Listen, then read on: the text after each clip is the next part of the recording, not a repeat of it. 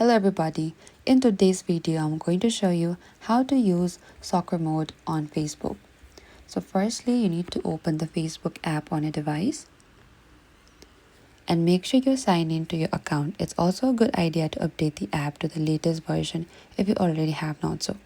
And once you're on the Facebook home screen, you need to locate the Facebook logo at the top of the app, and simply there what you need to do is double tap the Facebook logo and the soccer mode is on. And that is it. That's how you can access your Facebook soccer mode, by double tapping the Facebook logo.